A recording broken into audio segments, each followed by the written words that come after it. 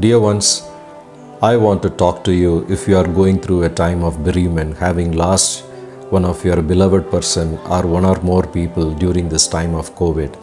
Maybe you prayed, you did all your best, gave the best of the treatment and sacrificed, but they were taken home.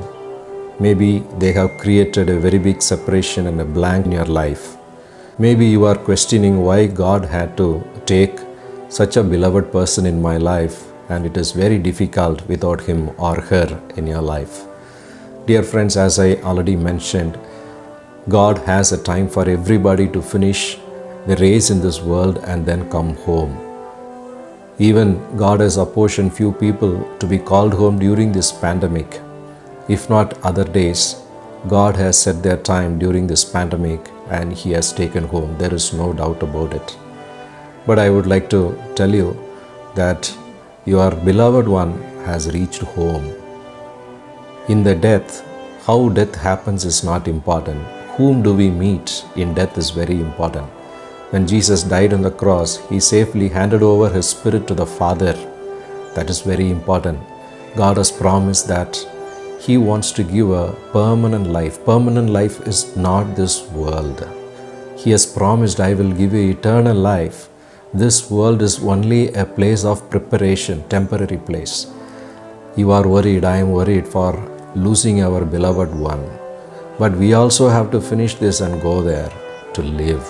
So dear friends, today what we have to see is if our beloved one has gone home, gone to God, gone to begin this wonderful, troubleless, sinless, problemless, eternal life or not, God is there. He is visibly present there. He is calling everyone, soon you have to finish your race and come here. Here only your life is. And God has promised that you will be there with me in heaven. Just I died for you on the cross, buried, third day rose again and came to heaven. I want you to come here. So dear friends, time for us to comfort ourselves and say, yes, my beloved has gone just ahead of me. I will very soon go there when my time comes. And we are His gifts. We are His own. He has a right to take us, so we cannot question Him. Supposing a owner is having a mango tree, he will take the mangoes at any time, any method. He may allow the mangoes to ripe and fall on its own, or he may take the mangoes in between. He may shake the tree, or he may use a pole and take, or even when a mango is young, he will take the mango for his purposes. The point is whether we are reaching God's place, dwelling place, heaven safely or not.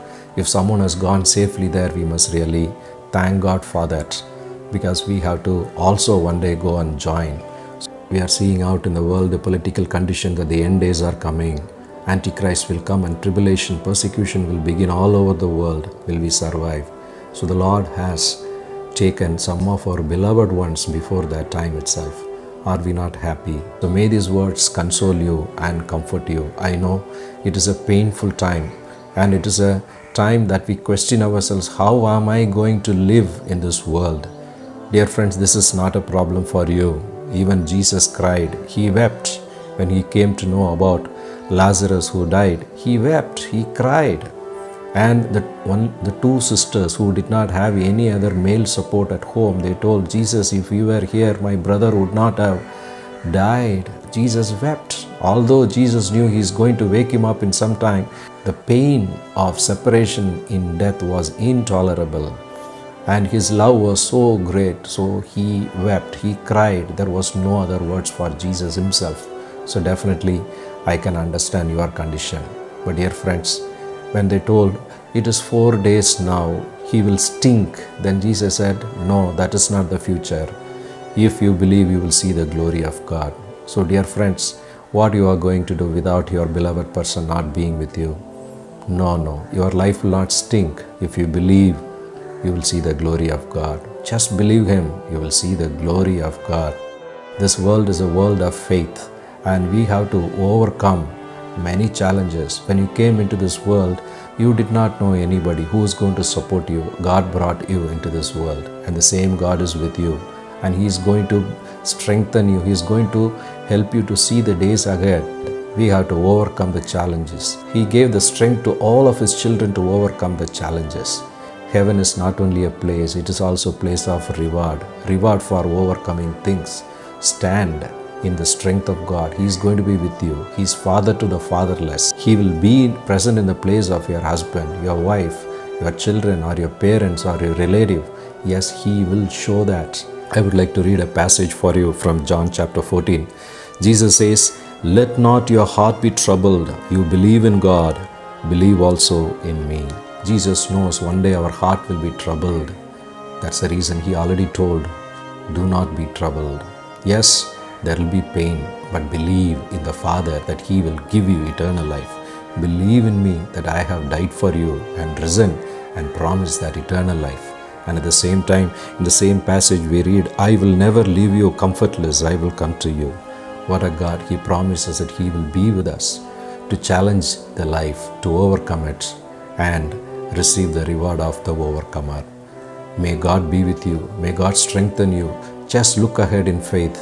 Many good things will happen to you, and the Lord will enable you by His presence. Shall I pray for you? Loving Father, we thank you for this time.